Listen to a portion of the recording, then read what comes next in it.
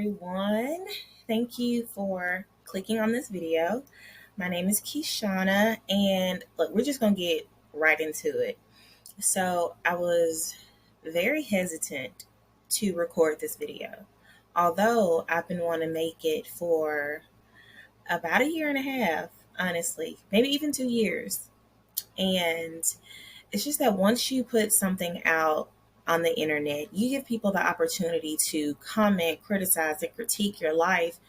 And to think that something like that can happen with just really sensitive and personal information when it comes to my daughter, the mama bear in me is like, please don't make me take it there. Okay? Don't make me take it there. And the other part of that is expectations, with the expectations of how you're supposed to show up on social media.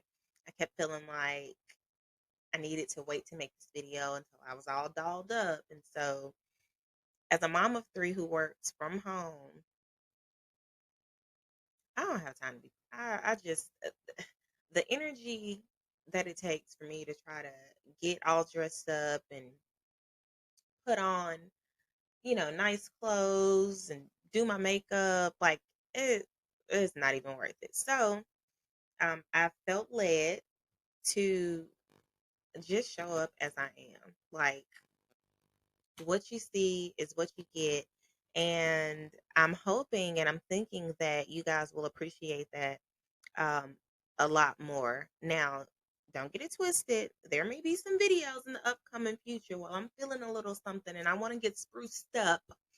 And so when that time comes, it comes. But as you guys probably saw in the title, I am here to discuss, does my child have autism? And so I'm a mom of three. I have a 9, a 4, and a soon to be 3-year old. Like in a couple of days, I'll have a 3-year old. And she's the one that has the markers of autism. And we've been on this journey for quite some time. I've noticed at, an early age that there was something kind of off.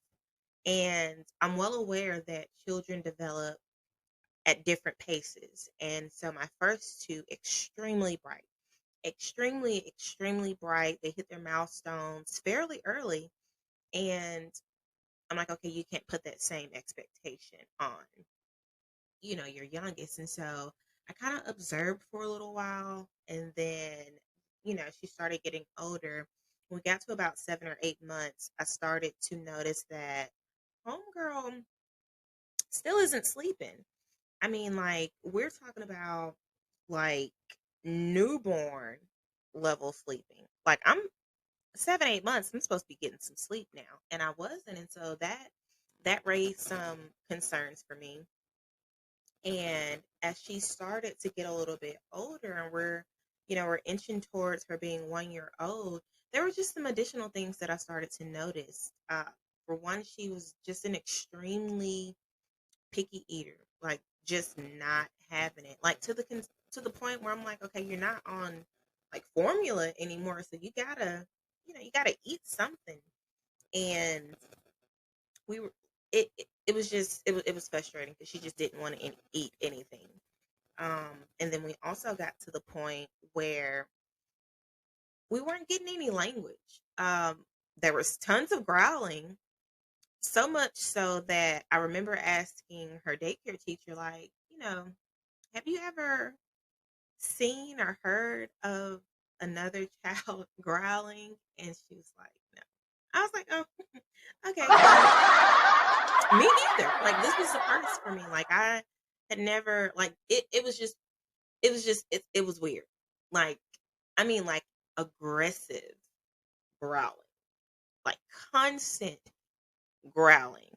Like, I'll be honest, it's the type, and it was like the amount to where, like, if we were in public and this was another child, I'd be like, side eye, bombastic side eye. Like, it was like that. And so and so in addition to, the sleeping and, well, the no sleeping and the growling, And so at the 1 year checkup, I brought up these concerns to the pediatrician. Here's why it's important to advocate for your children. Advocate for your children. So I bring up these concerns to the pediatrician that, look, we're still not sleeping. We've got these weird growling things happening. We're starting to have these tantrums, outbursts, meltdowns, whatever you want to call them. And I really felt brushed off because he had just had a child and he was just like, oh, well, my child isn't sleeping either. Huh? He's like, yeah, we just had our child and she's not sleeping either. Now, I don't mean no harm, but sir, okay, I'm not even going to say that. We're talking about my child, okay? And that's not to say I'm a super parent. I know everything there is to be about parenting, but what I know is that I am on baby number 3, sir. I'm on baby number 3, and this is different, okay? This is different. And I just didn't feel like I was being heard. I left the doctor's office feeling extremely defeated, y'all. I remember crying. Like, I just felt extremely defeated. And so several months go by and we're still continuing with this behavior and it's getting worse. She's still not sleeping. It's taking so long to put her to sleep, y'all. Like, I remember like sitting there for almost an hour actively rocking and kissing and rubbing her, trying to put her to sleep, for it to seem like she's about to fall asleep, all for me to make the wrong movement. Somebody coughs, a kid to come in, and like she's back up. And when I say up, like she's back up and with the shits, like up, up. And so we ended up having another doctor's appointment, and I was like, hey, you got to do something because I'm telling you that I am struggling, and surely she has to be struggling too. She's not sleeping as well, and neither am I. And for her to be so small like that has to be having some type of effect on her.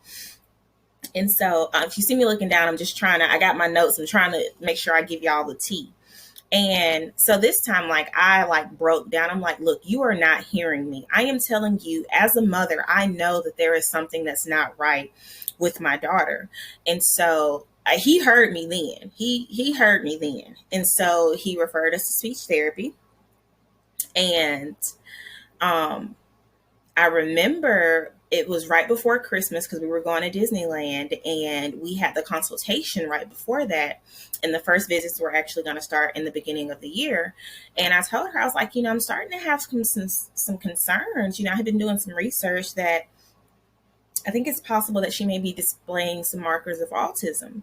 And so we did the consultation and, we're really, really delayed in speech. And she noticed, some behavioral things as well.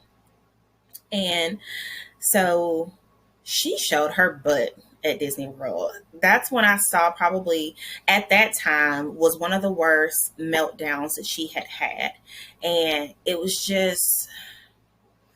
so overwhelming. Like, think about being a mom and there is something wrong with your child and you can't console them. Like, you don't know how to console the person that you carried within your body. I had no clue as to what to do to aid her or help her during these outbursts. I would try to kiss her cheek and say, Mommy's here for you, and rub her. And sometimes it was almost like that made it worse. And I'm like, as a parent, just mentally and emotionally, that is so tough to deal with because what do I do? What do I do? And I just had no idea. And so the beginning of the year started, we started doing speech therapy. And I'll be honest, for the first 6 or 7 months, no progress. No progress at all in speech therapy. And so that was discouraging as well, not to see any progress at all. And the sleep situation just continued to get worse. And now, I'm going to be honest. I used to look down on you scoundrels that was, giving your kids melatonin and Benadryl to go to sleep. Ooh, especially Benadryl. I'm talking about nose to the sky. Like, how could you? At this point, y'all, listen, I'm just about willing to try anything. Like just about anything. Okay. I have tried melatonin. I have tried the liquid and the gummies. I have tried children and adults. I have also tried Benadryl. I have tried the chewables and the liquid. Children and adults. Like there's quite a few different things that I've tried. The weighted blankets, the weighted stuffed animal that my clients actually sent for her. Um, Sleep spray, melatonin bath wash, oils. I mean, just all type of stuff. A combination of those things together. Trying to tire her out, starting and keeping a schedule, making sure that I'm doing the things at the same time every single day. It's you guys, just nothing was working. Okay, just nothing. And so, um, I'm with you now. I'm with you now. I apologize for being judgmental in the beginning, but I am with you now. And that's another thing. As a parent, we have these expectations and things that we say we're going to do and that we're not going to do. But until you get in that situation, you just don't know. You just don't know. All right, moving on.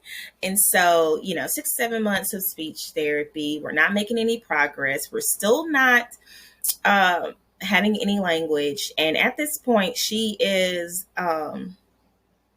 18, 19 months, and we're still not saying mama, dada. Like she's not able to point to things that she wants. I think at that point, maybe she was starting to, no, she wasn't yet. She wasn't. At one point, she started to where she would move my hand towards something that she wanted. Um, but we still were not pointing yet. We were trying to start introducing sign language, and she just was not having it. But we were still starting to see like multiple markers of autism.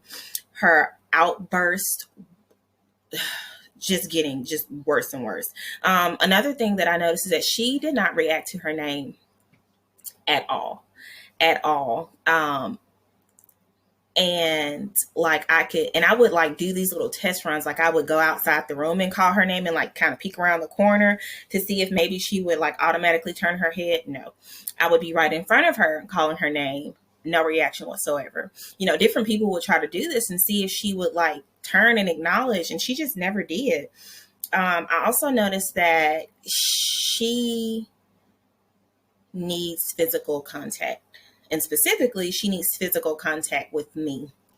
She's been doing this since she was a baby. She loves to do this thing where she like smooshes and caresses my lips. Even till this day, she still does it heavily. When she gets sleepy, when she's drinking her cup, just if she's in a mood, like that is her thing. At first, it was playing with my titties, and I could not. I'm so glad I was able to break that habit, because not that she would be on the shirt do it, she would have to reach her hand inside my shirt, like nipple contact, and that just made me so uncomfortable. I could not stand that. And also notice sensitivity to textures. Like we would go to the park, and if that sand touched them toes, oh, she was flipping out. Slime, mm-mm. And that's crazy because we are a big slime household. Like I'm one of the parents that's like, you want to make some slime? Let's do it. Play-Doh, let's get it. Like I'm a kid at heart. I love slime and Play-Doh and letting them love it. Homegirl was like, yeah, I'm straight on that. I'm straight on it. Like fits, ultimate fits. So, um, I expressed this stuff to the pediatrician again, like, yo, it's getting worse. It is getting worse. Okay, so now we're reaching 2 years old, and she's finally starting to say mama and things like dada. And she's picking up language from like the cartoons and stuff that she watches and songs. So she would randomly like say little things, and like it wouldn't be clear, but you can tell that's what she was trying to say. Still resistant to sign language. I remember More is the first one that we tried, and it seemed like she was getting into it at one point, and then we noticed some regression. She was like, "Yeah, I'm cool on that. I'm cool." Um, the outburst, still heavy on those. Also noticed that she started spinning in circles a lot more. Like I noticed it early on, but it was just like, oh, okay, that's just a kid thing. But then I noticed like, no, this is something that she's doing like on a regular basis. And I was getting concerned because she was spinning so much to the point I'm like, girl, you about to pass out because you dizzy. And it just didn't seem like she was getting dizzy. And I would just sit there and watch sometimes in awe, like, I know my big butt would have been passed out, like, or fell over or something. So that's one of the things I noticed too. She likes being in tight and small spaces. So if there's a laundry basket in the living room, she's going to take it and put it on top of her. The entertainment stand that's in there, it has like these little compartments. She likes getting in there. Um, she just likes it, getting up under the cover. Um, that's just her thing. That's her thing. She does not like to interact with her siblings. And I also found out that even at daycare, she was not interacting with them. She would go and she had her certain toys that she played with. She had her certain spot at the daycare, and she would just go there and just kind of do her own thing. Um, Another thing is that she just cannot seem to sit still. Excuse me, like she just couldn't sit still at all, like just bouncing around. Even when it came to like being with me, she would have to sit on me, like not beside me. Like, and I'm like, oh, I get it. You want mama, you love mama. And so I would try to put her beside me and still so that there's some physical contact. She's like, no, I need it all. So she has to be literally sitting on top of me, which as a mom, you know, like sometimes you just want your space. So it can get frustrating and overwhelming. Oh, side note. I didn't know anything about moms being overwhelmed. Like that phrase of being overwhelmed, I knew nothing about it until I started going on this journey with my daughter. It is a real thing. It is a real thing, y'all. Something else that I noticed is that she is a thrill seeker. Homegirl likes to get dangerous. I'm talking about like she'll jump off the counter if she can get on there. She's jumping off of the couch onto the floor. She'll get on the table to jump off. Like she is like, let's get it. Still making we're making some progress in speech therapy now. Um she's learning to imitate things so she can repeat stuff.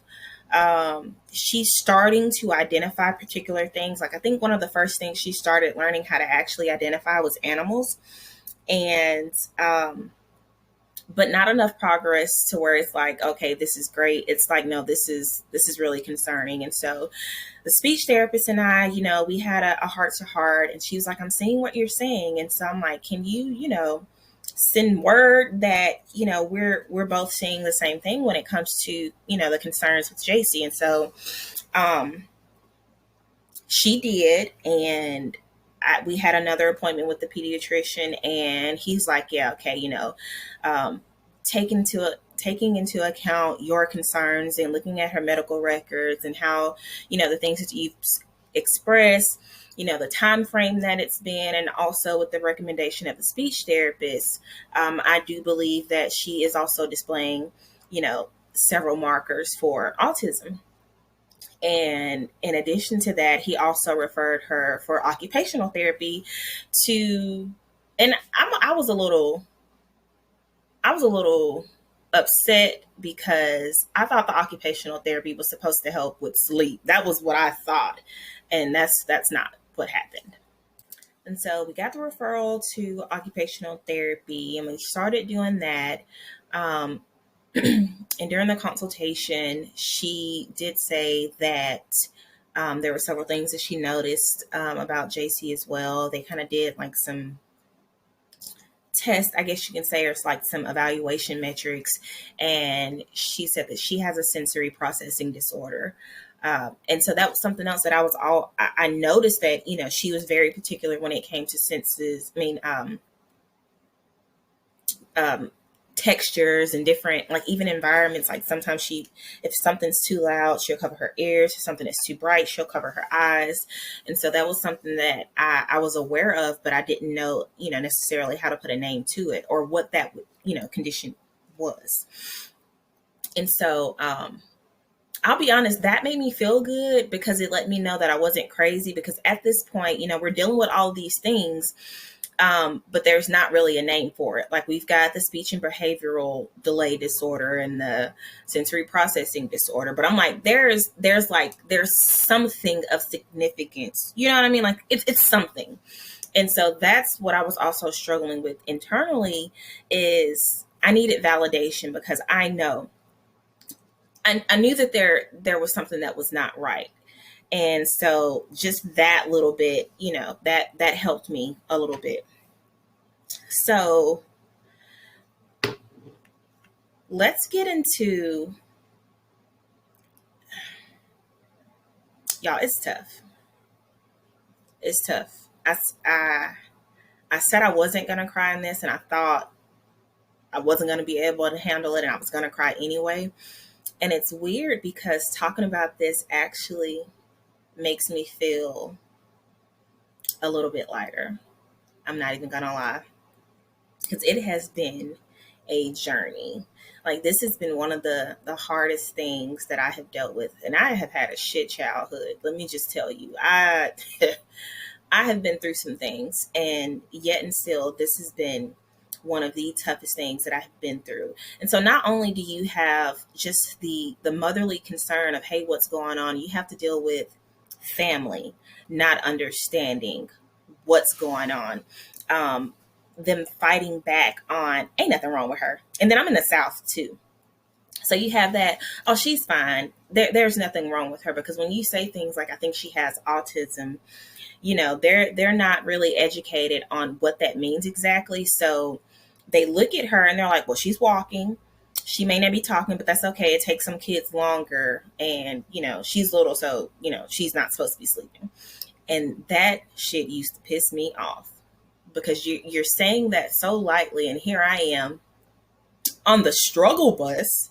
And even with her, like I said earlier, I know that it's having effects on her as well, which is why she's having the outburst. And she's not sleeping either. And she doesn't know how to communicate. So she's getting frustrated. And her tantrums, her meltdowns, her outbursts, that's the only way she can say, hey, something isn't right.